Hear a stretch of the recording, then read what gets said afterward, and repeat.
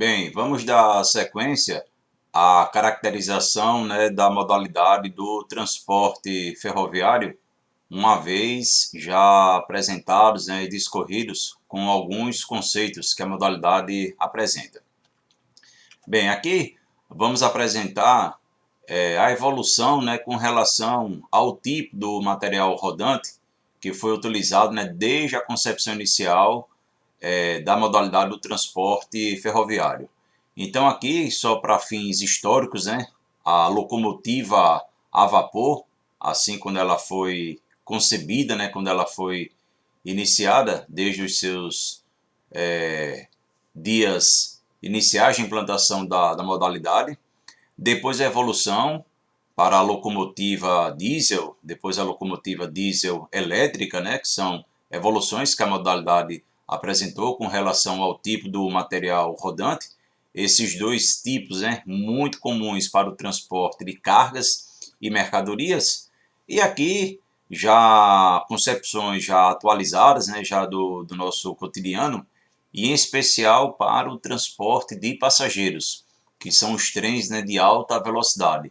Então, exemplos aí de trens de alta velocidade no Japão, na Alemanha, na França, o conhecido e tradicional TGV, trem de grande velocidade, e na Espanha, com velocidades aí de 500 km por hora, realmente grande performance, com relação ao deslocamento, através do transporte ferroviário. Aqui o maglev, muito tempo, tendo sido condecorado, como o trem mais veloz do mundo, na China, Itália, Chile, e Portugal. Ou seja, exemplo de diversas modalidades de transporte de passageiros e, consequentemente, com os seus designs arrojados e bastante aerodinâmicos. Então fica aí a exemplificação, dessas modalidades. Aqui vamos apresentar também as características de alguns tipos de vagões. A gente discorreu, sobre os tipos de caminhões, as plataformas, caminhões com baús abertos ou baús fechados. Aqui o mesmo esquema, os tipos de vagões para a modalidade do transporte ferroviário. Aqui um vagão clássico, um vagão fechado, para o transporte de granéis sólidos em geral, de carga em geral também. Vagão gaiola com estrados, muito comum, para o transporte de animais, muito comum para o transporte do gado. Vagão isotérmico, quando você requer a possibilidade de fazer o controle, do tipo de produto, da temperatura, em função da perecibilidade daquele produto. Então, produtos com controle de temperatura. Vagão tanque, muito comum, para o transporte de combustíveis em geral, ou seja, transporte de líquidos, que são características e possibilidades que a modalidade apresenta. Aqui, da mesma forma como a gente procedeu com o transporte rodoviário, a gente vai apresentar algumas características relacionadas ao investimento de infraestrutura, questão da confiabilidade, questão do custo operacional, do custo de implantação, ou seja, características que a modalidade apresenta. Então, da mesma forma como foi procedido com o transporte rodoviário, a gente vai perceber aqui características interessantes, ou seja, vantagens que o transporte ferroviário apresenta, como também pontos negativos, como também desvantagens que a modalidade apresenta comparativamente a outras modalidades de transporte. Então, primeiro, o investimento de infraestrutura. A gente apresentou, na nossa primeira aula, naquele panorama geral do transporte de carga, que a modalidade do transporte ferroviário de fato apresenta um grande investimento inicial com relação à implantação da sua infraestrutura. Então, os investimentos na infraestrutura ferroviária são elevados, são bem elevados. Então, é uma característica presente na modalidade e um aspecto negativo de ser destacado.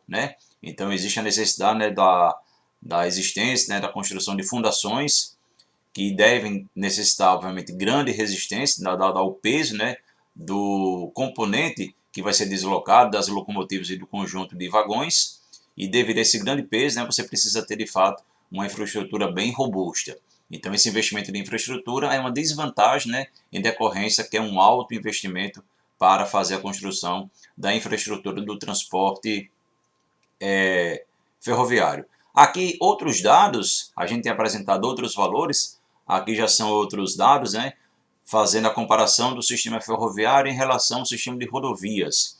Então as ferrovias, né, ele tem um custo de construção de 2 a 5 vezes maior em relação ao custo de implantação de 1 quilômetro, né, de infraestrutura do transporte rodoviário. Sem dizer, né, que a rodovia, eu vou resgatar uma vantagem que a gente apresentava da rodovia, que essa rodovia ela pode ser construída por etapas, não é isso? Você pode fazer uma rodovia de pista simples, por exemplo, depois você pode duplicar. E a ferrovia não, a ferrovia você já tem que ter, né, a ferrovia de fato já instalada naquele trecho, né, que você deseja fazer o transporte.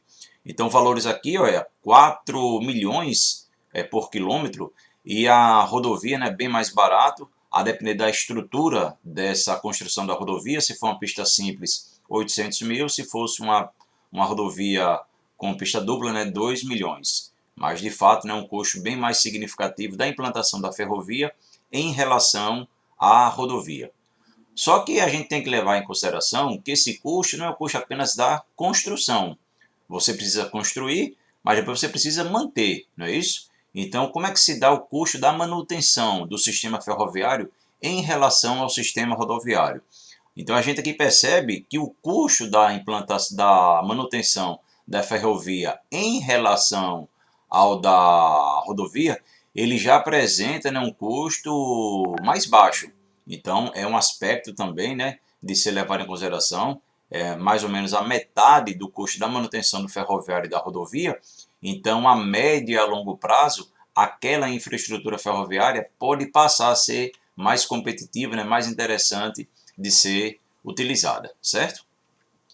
Bem, com relação ao material rodante, né, ao veículo efetivamente, né, que vai fazer a circulação de cargas e ou de pessoas. Então a gente apresenta aqui alguns custos, né, de material rodante de uma das concessionárias, né, de uma das empresas que atua dentro do setor privado, que faz gerenciamento, né, de algum trecho, de algum tramo ferroviário no Brasil. Então a locomotiva nova na ordem de 2 milhões, uma locomotiva remanufaturada na ordem de 350 mil dólares, um vagão Hopper, né, que é aquele vagão clássico, né, um vagão fechado, aproximadamente 80 mil dólares, e o vagão plataforma, aquele que é aberto, né, para poder possibilitar o transporte de produtos com tamanhos e características especiais, aproximadamente 40 mil dólares.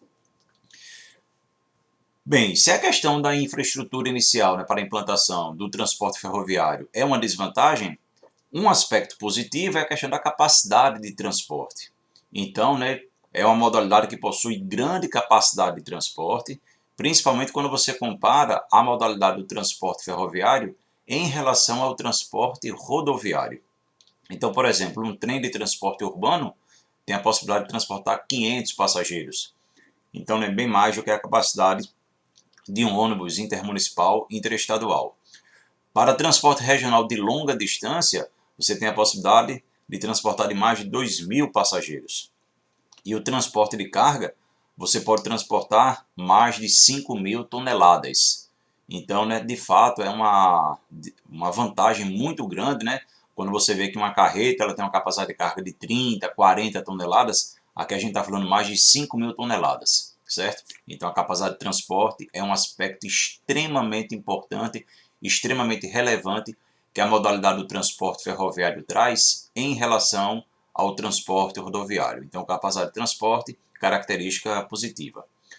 Com relação à questão da flexibilidade de rotas e horários, é uma modalidade que apresenta desvantagens, não é isso? A questão da flexibilidade de rotas não existe. O trem só pode passar naturalmente onde a via permanente está implantada. Diferentemente de um caminhão, né, que você pode escolher o trajeto que for mais interessante. Então, por exemplo, se existe um descarrilhamento, se existe um acidente no transporte ferroviário, aquele trem ficaria impossibilitado de continuar a viagem, não é isso? E o transporte rodoviário não, você poderia escolher rotas alternativas, né, fugas, para poder conseguir vencer e fazer aquela entrega. Então, essa flexibilidade ela é muito baixa e, consequentemente, né, se caracteriza numa desvantagem que a modalidade apresenta. Mesma coisa a questão dos horários, né? Você não tem também, né, a liberdade de fazer circulação de, de trens em qualquer tipo de horário. Existe algum tipo, né, de controle, né, com relação a essa questão dos horários de passagem, o que também traz, né, naturalmente, uma característica ruim, ou seja, uma desvantagem que a modalidade apresenta em relação ao transporte rodoviário. Com relação à segurança, é uma modalidade que apresenta, né, dados de segurança, né, de acidentes bem interessantes. Existe uma grande exigência, né, um grande controle dos sistemas de controle operacional do sistema ferroviário e faz com que a modalidade apresente dados interessantes. Então, com relação à segurança, é um aspecto positivo. O custo operacional. Esse custo operacional, sempre é bom a gente fazer um mix envolvendo duas características. A questão da distância, né, que você poderá vencer com aquela infraestrutura, aliada à questão da capacidade de carga. Não tem sentido você fazer um transporte ferroviário de 2.000 quilômetros de distância fazendo o transporte de apenas 1 tonelada, uma vez que você tem a possibilidade de transportar 5.000 toneladas. Então esse custo operacional ele faz com que a modalidade do transporte ferroviário seja um dos modos mais econômicos, principalmente pela grande capacidade de carga que a modalidade apresenta, mas desde que a gente garanta, né, que essa capacidade de carga de fato venha a ser atingida. Ele só não é mais econômico do que o transporte hidroviário, que a gente vai verificar um pouco mais na frente, né? A capacidade de transporte dos navios, né, de uma hidrovia, de um sistema hidroviário, é maior do que a capacidade de carga do transporte ferroviário. Mas nem por conta disso, não deixa de ser uma característica altamente competitiva, né? Altamente interessante e um aspecto bom, uma vantagem, que o custo operacional do transporte ferroviário é muito legal. Então, aqui é uma observação, né? Algumas ferrovias necessitam de uma demanda de 2.000 toneladas semanais ou de 100.000 toneladas anuais de carga. Então, é interessante também, quando você pensa no projeto, né, de concepção e onde você vai lançar uma infraestrutura ferroviária, devido àquele alto custo de implantação da infraestrutura inicial, é fundamental que você tenha garantia, que você tenha certeza, né, que você de fato vai ter um grande deslocamento de carga. Porque não teria sentido, como eu falei para vocês, fazer toda uma infraestrutura, todo investimento para estar transportando 1 tonelada. Então, será que existe demanda para poder fazer uso da modalidade? Com certeza existe sim, principalmente, né, pela natureza dos produtos que são transportados, os minérios de ferro, produtos decorrentes do agronegócio, que são transportados, infelizmente, em sua grande maioria por caminhões, e a gente poderia estar fazendo uso, sim, da modalidade do transporte ferroviário, bem como do transporte hidroviário. Mas é fundamental, né, que a gente verifique quais são essas previsões, né, de demandas para a utilização da modalidade do transporte rodoviário para que esse custo operacional efetivamente seja baixo, ou seja, para que a gente tenha uma grande capacidade de carga sendo transportada. Com relação à poluição ambiental, também é uma modalidade que apresenta um ótimo desempenho, não é um modal muito poluente, certo? Então é uma característica positiva. Com relação ao tipo de mercadoria, ele apresenta algumas restrições e tradicionalmente, né, é um tipo de transporte que apresenta características, né, como transporte de grãos, né, cereais, produtos decorrentes do agronegócio, mas também outros tipos, como minérios, calcários, produtos siderúrgicos, etc. Então, também é uma modalidade, né, que apresenta uma vasta possibilidade com relação ao transporte de mercadorias. Também é uma característica interessante. Aqui, cargas típicas que são advindas, né, que são transportadas pela modalidade de transporte rodoviário, os grãos, soja, trigo, milho, né, decorrentes do agronegócio, minérios de ferro, adubos, fertilizantes, combustível, entre outros. São as cargas típicas que são transportadas. E a questão de você adaptar, né, adaptabilidade aos tipos de terreno e ou região. Então é uma modalidade que apresenta forte restrição. Você não consegue, né, fazer o lançamento de uma infraestrutura ferroviária de uma via permanente em locais bastante acidentados, que você possua a presença de grandes aclives, porque você teria que ter a utilização de muitas locomotivas, o que iria encarecer, né, o deslocamento daquela estrutura.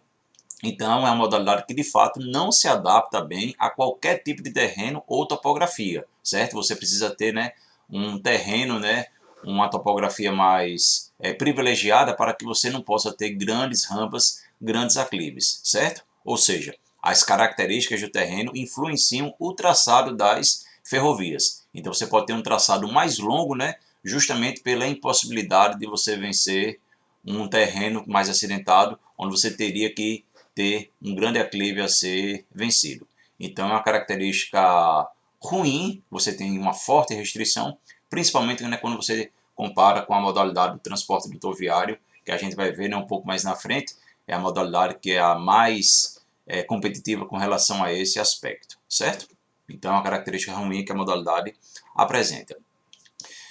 Com relação à caracterização do modal ferroviário em Maceió, eu vou falar um pouco da questão do transporte de passageiros, certo? Que a gente tem aqui em Maceió o transporte de passageiros através do modal ferroviário, através do VLT, né, que é o veículo leve sob trilhos. Então, o nosso VLT, né, que faz o transporte de passageiros, é um VLT clássico, né, que envolve, né, o transporte de 3 municípios, Maceió, Satuba e Rio Largo. Então, no estado, por razões econômicas, a linha férrea, antes importante ver de escoamento, foi desativada no início da década de 90. Então a gente tinha o transporte de mercadorias circulando aqui pelo estado de Alagoas, mas a gente teve, né, até pelo próprio sucateamento, né, pela falta de recursos, pela falta de verbas para você poder garantir a melhoria e a manutenção daquela infraestrutura, a gente teve praticamente, né, todo o sistema sendo desativado com relação ao transporte de ferrovias. Por exemplo, quando a gente percebe o transporte de açúcar, que é produzido nas usinas e que são destinados para o Porto de Maceió, para que a gente possa fazer o processo de exportar, né, o nosso açúcar para diversos países, a gente tem um grande percentual, né, de participação nas exportações nacionais do açúcar aqui no nosso estado de Alagoas. É lamentável, né, a gente ver todo aquele açúcar chegando por caminhão. A gente tinha, né, uma infraestrutura ferroviária interligando, né, com o porto de Maceió, mas essa infraestrutura está desativada, certo? Então, em 2008, o governo, né, anunciou a implantação de um veículo sobre trilhos pelo trecho Maceió-Rio Largo, inclusive também envolvendo a cidade de Satuba, né?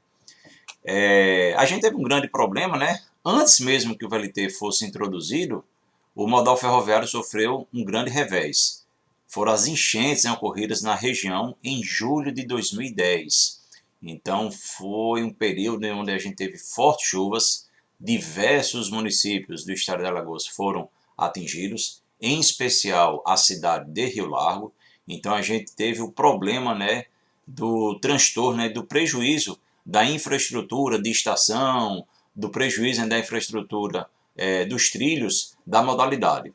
Então a gente teve, né, infelizmente, a morte de 47 pessoas e mais de 80 mil desabrigados, que destruiu cidades e também causou, né, como a gente já tinha falado, danos nas linhas e nas estações da cidade de Rio Largo, ficando esta parte do trecho, né, parada por quase 2 anos por conta desse problema. Aqui fotos, né, da devastação das cheias de 2010, ocorridas na cidade de Rio Largo, aqui a antiga estação, né, Gustavo Paiva, lá no município. Então a gente percebe, né, que foi um estrago muito grande, né, que essa cheia, essas enchentes causaram. Então a inauguração do VLT aqui na cidade de Maceió, ela ocorreu no dia 10 de outubro de 2011, ainda com parte da linha interditada e algumas estações em processo de reforma e de reconstrução. Mas foi um grande marco, né? Porque a gente apresentou um veículo muito mais moderno, muito mais aconchegante, muito mais rápido, menos causando uma poluição sonora menor em relação, né, à antiga infraestrutura do clássico trem que fazia o transporte de passageiros para essas cidades envolvidas, né, com esse trajeto. Então, aqui uma foto, né, da primeira viagem oficial do VLT. Então, né, um conforto, né, muito maior, né, com os vagões climatizados, né? Então, bem mais limpo, né? Então, ou seja, uma situação, né, que gera, né, um conforto melhor para o usuário. Sem dizer, né, no preço da passagem. O preço da passagem do VLT, quando você compara em relação ao transporte por ônibus, você tem um preço muito mais competitivo. Tá certo, né, que tem a questão do subsídio, né, que a gente tem da CBTU, mas mesmo assim, né, a gente apresenta uma modalidade que apresenta um custo interessante quando você compara com o custo do transporte clássico, né, por ônibus, e apresentando uma concepção, né, mais interessante, né, proporcionando consequentemente conforto para o usuário. Aqui eram características operacionais quando a linha foi implantada, dados extraídos aqui da CBTU, a Companhia Brasileira de Trens Urbanos, né, da cidade de Maceió. Então era uma extensão de 32 quilômetros, com a bitola métrica de 1 metro, a gente viu, né, o conceito da bitola. Era não eletrificada, certo? E com 15 estações. Então essa era a situação. Com tempo, né, de percurso programado de 73 minutos, 1h13, atendendo a 3 municípios, né, Maceió, Rio Largo e Satuba. Aqui era o trajeto, né, por onde fazia o percurso, iniciando em Lourenço de Albuquerque, passando por Rio Largo, passando a estação Gustavo Paiva, depois passando pela Utinga, Satuba, Rio Novo, etc., Fernão Velho, até chegar, né, na sua estação final, já em Maceió.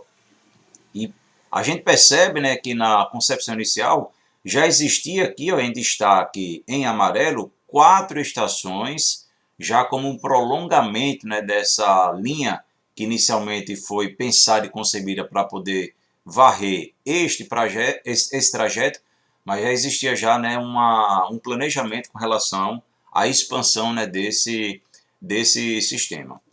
Então aqui a gente apresenta dados de 2009 a 2014, dados que foram extraídos também da CBTU, mostrando, né, de 2011 para 2014 uma evolução com relação ao transporte passageiro. Lembrando que em 2011, né, foi o ano que foi implantado o VLT. Então observe que a gente tinha uma tendência de queda de passageiros sendo transportados, né, pelo nosso antigo sistema, né? E depois, a partir da implantação do VLT em 2011, a gente teve um crescimento extremamente significativo, certo? Então, mostrando, né, a importância, né, da implantação desse sistema para o transporte de passageiros através da modalidade do transporte ferroviário.